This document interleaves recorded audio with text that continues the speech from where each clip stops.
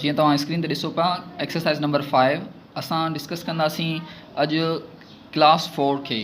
Class 4 जा कुझु important exercises जेके MCQs बेस्ड हुजनि मां उहे खणंदो हलंदुसि and then 5 class 6 class and then 7 8th and 9th class. कुझु एक्सरसाइज़ ऑलरेडी असां डिस्कस कयूंसीं MCQs बेस्ड इन में 6th एंड 7th क्लास जूं।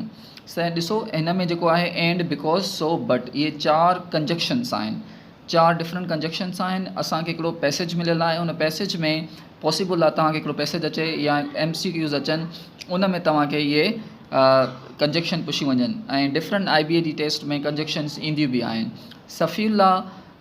Saifullah was an old man but he had lots of energy.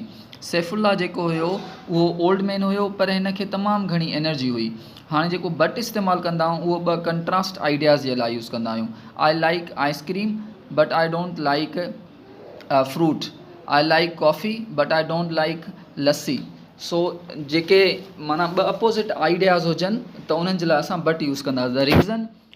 The reason he was healthy was because he always ate healthy food and washed his hands. त ही जेको reason हुयो हिन जो त ही healthy हुयो, इहो हुयो त ही हमेशह हेल्दी फूड ऐं खाईंदो हुयो ऐं पंहिंजा हथ धोईंदो हुयो। त हाणे बिकॉज जेको हूंदो आहे कंहिं रीज़न जे लाइ असां बिकॉज यूज़ कंदासीं। I was absent from school because I was sick. छाजे कारण मां बीमार हुयुसि, मीन्स को रीज़न छो कयो था उन जे लाइ असां बिकॉज यूज़ कंदासीं। He loved eating chicken and bread. He loved eating chicken and bread. हाणे 2 सिमिलर आइडियाज़ हुजनि, हिन खे पसंदि आहे चिकन ऐं ब्रेड ॿई, पर इन जे लाइ असां यूज़ कंदासीं एंड, माना चिकन बि पसंदि अथसि ऐं ब्रेड बि पसंदि अथसि। One day he was sick so he did not go to the fields. हिकु ॾींहुं ही बीमार हुयो तंहिंजे करे ही फील्ड्स में न वियो। सो जेको यूज़ कंदा आहियूं देयर फोर, सो इन्हनि जी जॻह ते असां यूज़ करे सघूं था। Let's come to the next exercise. ओबे। ओबे मीन्स फॉलो। उनखां पोइ जेके एक्सरसाइज़ आहे रीड द टेक्स्ट बिलो and find the words which match the following meanings. हाणे ही जेके एक्सरसाइज़ 4 क्लास जी आहे नंबर 2 एक्सरसाइज़ ओबे जो एग्ज़ाम्पल तौरु ॾिनल आहे मीन्स टू फॉलो। असांखे टेक्स्ट मों ई असांखे सिमिलर वर्ड्स खणणा आहिनि, मीन्स सिमिलर मीनिंग वारा वर्ड्स टेक्स्ट मों ई खणणा आहिनि। त ही मां टेक्स्ट मों ई ॻोल्हे करे पैसेज मों ई ॻोल्हे करे वर्ड्स कया आहिनि।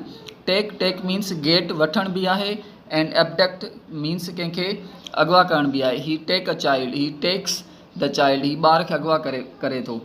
ही टेक उनखां अलावा इज़ीली सीन जेको अहिड़ी शइ जंहिंखे हे मीनिंग ऑफ वर्ड्स आहे आराम सां ॾिसी सघूं असां, उनखे चइबो आहे visible.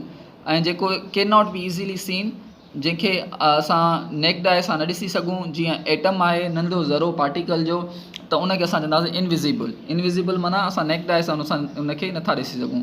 Anything that can hurt, अहिड़ी शइ जेकी तव्हांखे नुक़सानु पहुचाए या धकु ॾिए त उनखे चवंदा आहियूं असां हार्म। इन जो वर्ड आहे हार्म। शाउट लाउडली, तेज़ आवाज़ सां रड़ियूं करण खे छा चइबो आहे scream. A person we do not know, अहिड़ो माण्हू जंहिंखे असां नथा ॼाणियूं उनखे चवंदा आहियूं असां stranger. Let's move towards the next slide. Read the text and fill in the blanks to complete the safety rules that Mariam follow. ही खे कंप्लीट कयो फिल इन द ब्लैंक्स खे उन्हनि सेफ्टी रूल्स खां जेके मरियम फॉलो कंदी आहे।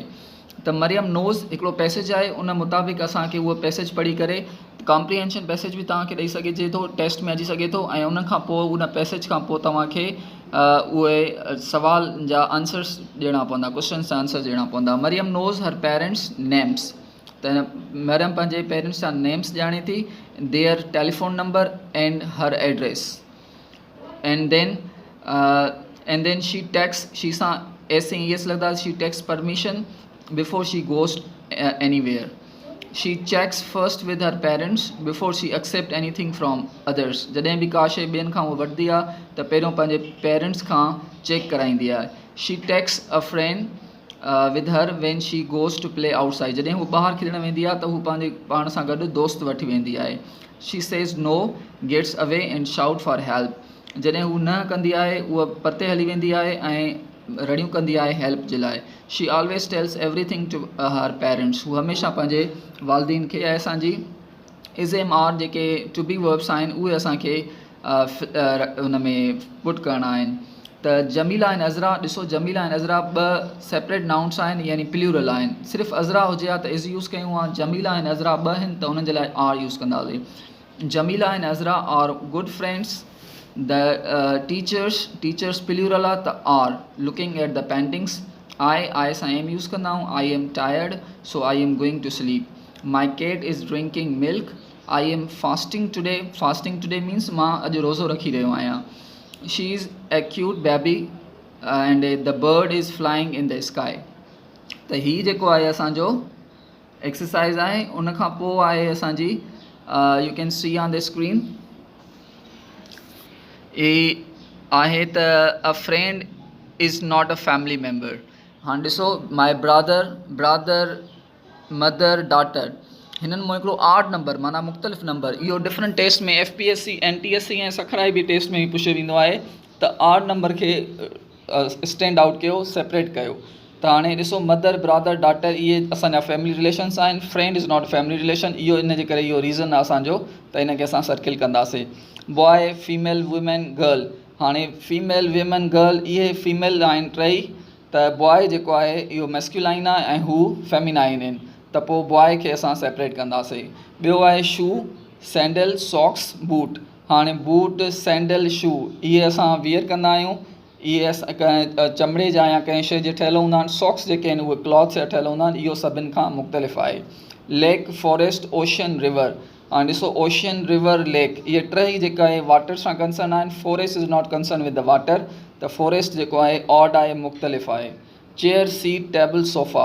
हाणे ॾिसो, तव्हां चेयर सीट ऐं सोफ़ा ते वेही सघो था, but U can not sit on table. त ही ऑफिस जेके लाइ यूज़ कंदा आहियूं असां चेयर सीट सोफ़ा, पर टेबल जेको आहे असां उहो इन टिनिनि खां मुख़्तलिफ़ आहे, का शइ रखण जे लाइ उन्हनि में यूज़ कंदा आहियूं।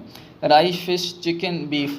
हाणे इहे फिश, चिकन ऐं बीफ इहे सभु मांस आहिनि, यानी इनखे जेके गोश्त आहे, पर rice is something different from 3 of them. इहो टिनिनि खां मुख़्तलिफ़ आहे, इन जे करे राइस खे असां हाईलाइट कयो आहे। Hope U got the MCQs हिन सां रिलेटेड अची सघनि था ऐं एक्सरसाइज़ क्लियर थी वियूं। हीअ असांजो 1 यूनिट हुयो जेको क्लास 4 जो। हाणे असां हिन में डिस्कस कंदासीं 1 ऐं 2 यूनिट, सॉरी हाणे नंढा यूनिट्स आहिनि हिन में, असां 3 ऐं 4 यूनिट खे पोइ डिस्कस कंदासीं ऐं देन 5 यूनिट देन 5 क्लास खे वठंदासीं ऐं उन्हनि खे असां डिस्कस कंदासीं, हलंदासीं। If U have any queries regarding this one, then do let me know in the comment section, and we will meet to another lecture. Till that, see you soon. Allah Hafiz.